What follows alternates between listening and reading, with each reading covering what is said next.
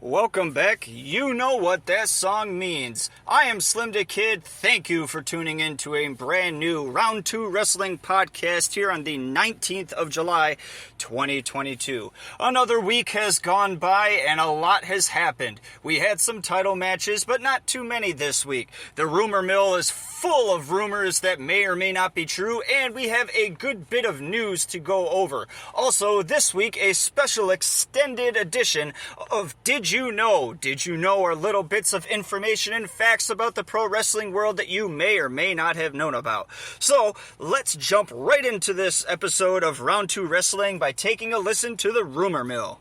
Bet Online, which is a betting online website, has all the WWE champions that are currently defending their titles favored to retain their titles at WWE's next upcoming pay-per-view, SummerSlam. Per Fightful, the Good Brothers will be with Impact until late summer. Now, remember this particular rumor, and it is a rumor that the Good Brothers will be with Impact until late summer. This is particularly juicy because they are the current tag team champions, and their contract is sort of in limbo right now. So it'll be interesting to see within the next week or two what Impact Wrestling does to keep the Good Brothers on board. According to Fightful Select, promoters contacting Sasha Banks are told only non-wrestling bookings are accepted until at least January 2023. Wrestling Observer Radio reports some indie wrestlers will be invited for an open tryout at SummerSlam 2022. This is pretty different. WWE is very, very selective about wrestlers looking the part. Not maybe actually being good wrestlers, but they want you to embody and personify whatever character it is that they are trying to develop and push. So this is sort of a step out of their comfort zone, basically saying, hey, America, we're interested in you and want to see what you can do as a wrestler, maybe not so much as a character. On the Keeping It 100 podcast, Conan confirmed AEW tag team Santana and Ortiz are, quote, not on good terms. Fightful reports on the story of Raw dropping its PG rating. Sean Ross Sapp claims, quote, mixed signals at USA Network. Fightful has not heard about any sort of change for WWE programming, including its rating. On the True Geordie podcast, Chris Jericho said AEW's Santana will be on the disabled list for at least 8 months due to the knee injury sustained at Blood and Guts. While at K&S WrestleFest, Billy Gunn asked about Road Dogg joining AEW. Gunn answered, quote, trying to get him here, end quote. This could be good, this could be bad. I personally would love to see a New Age Outlaws reunion, but not within the WWE. Road Dogg has shown that he still can do his thing, and Billy Gunn is not in bad shape either. So to see them tag once more, maybe make a run at a tag team title in AEW, I, as a fan, would absolutely love it. But, like we like to say here on Round 2 Wrestling, only time will tell. According to PW Insider, Bayley scheduled to return to WWE by being in Nashville during the SummerSlam pay-per-view. Alright, a few rumors to mull over here for the next week, but we are done with that portion here on Round 2 Wrestling, and we'll jump into something a bit more factual. This is the news in the world of professional wrestling. Dr. Britt Baker and Sportskeeda report AEW's Adam Cole suffered and is recovering from an incredibly serious concussion at the AEW New Japan Pro Wrestling Forbidden Door pay-per-view. For those of you who bought this pay-per-view and watched it, there comes a point in Adam Cole's match where he collapses in the middle of the match, and this is due in part because of the severity of the concussion. The wrestlers taking part in that particular match at the time saw this and did the right thing by pinning Adam Cole immediately and ending the match before any further damage could be done to Adam Cole. Wrestling Observer Radio reports AEW's Rey Fenix suffered an injury last Friday on AEW Rampage. The injury, a rolled ankle, is nothing serious and no time off is required. This is excellent news for Rey Fenix, who just recently came back from an injury not too long ago, suffered earlier this year in a tag team title bout. PW Insider reports Impact Tag Team Champions The Good Brothers will no longer be under contract with Impact after this weekend. No new contract offers confirmed at the time of this broadcast. Remember, I told you to remember the rumor that we just spoke about a few minutes ago, stating that the Good Brothers will be with Impact until late summer. That is the rumor. The news is that they are not under contract, and no new offer has been tenured to them at the time of this broadcast. Again, like we said in the rumors section of Round 2 Wrestling, only time will tell whether or not Impact will do the right thing and keep the Good Brothers in Impact Wrestling. NASCAR driver Corey LaJoie will be driving a WWE SummerSlam car at the M&M's Fan Appreciation 400 this Sunday.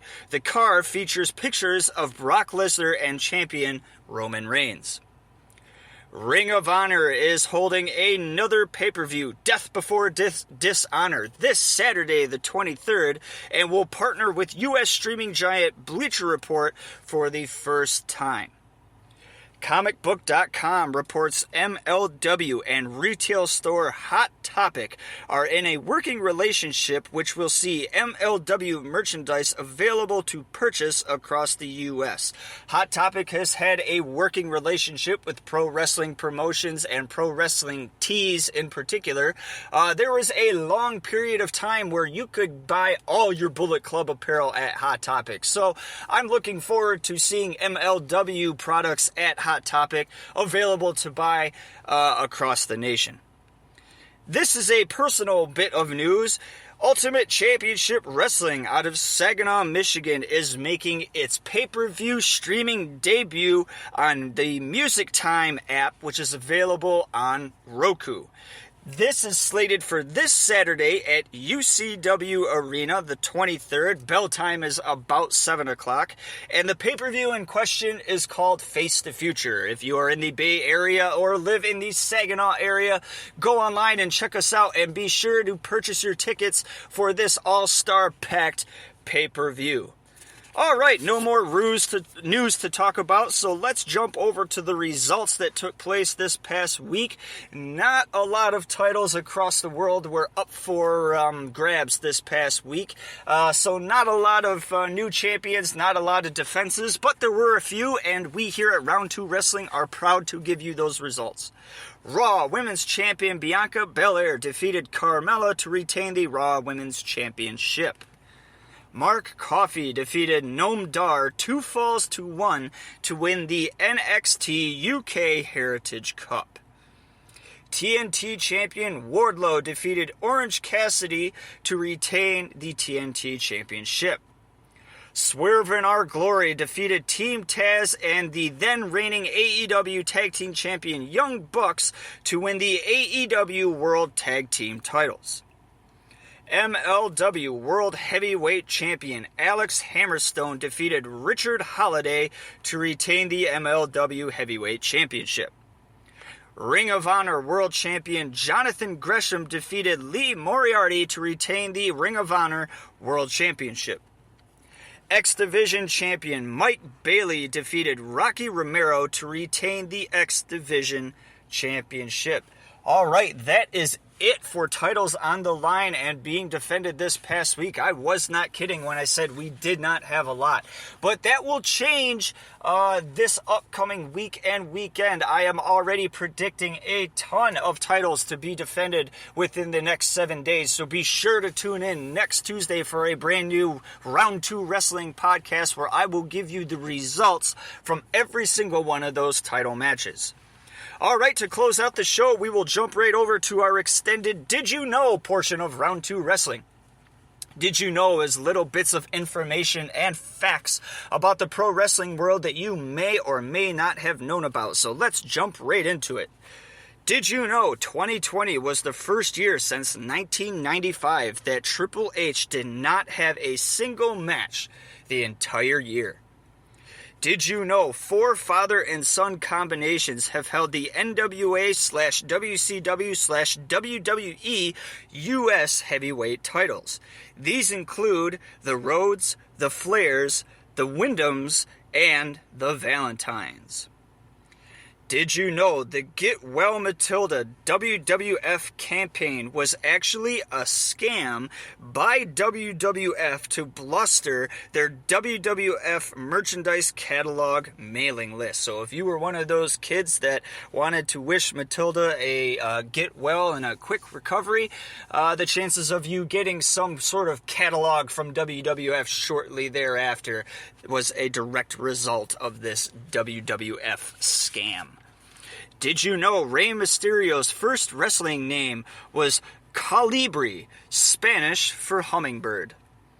Did you know before pro wrestling, Hall of Famer Sting was a bodybuilder? Did you know Genichiro Tenryu is the only Japanese wrestler to pin both the Giant Baba and Antonio Inoki?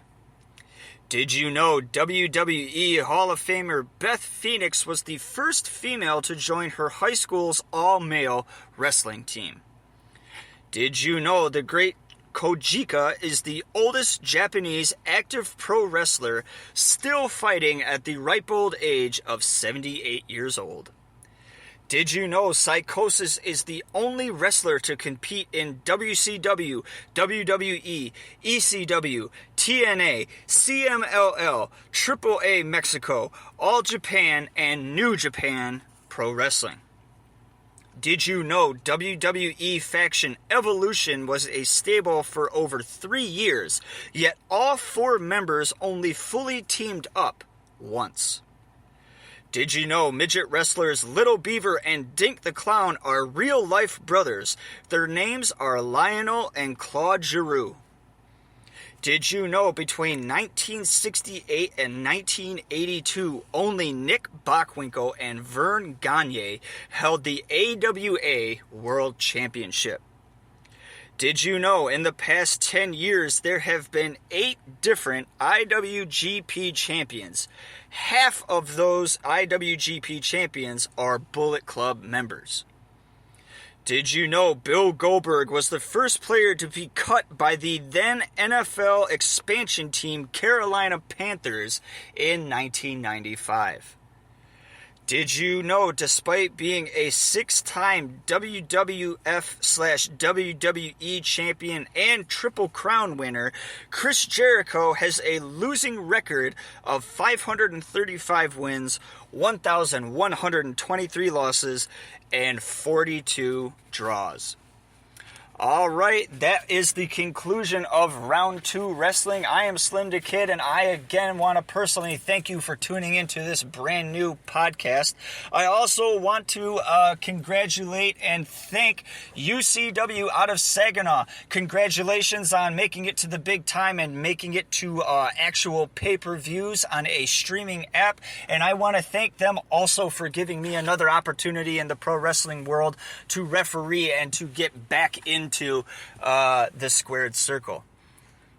Once again, I am Slim the Kid, and I hope that you tune in next week for a brand new podcast.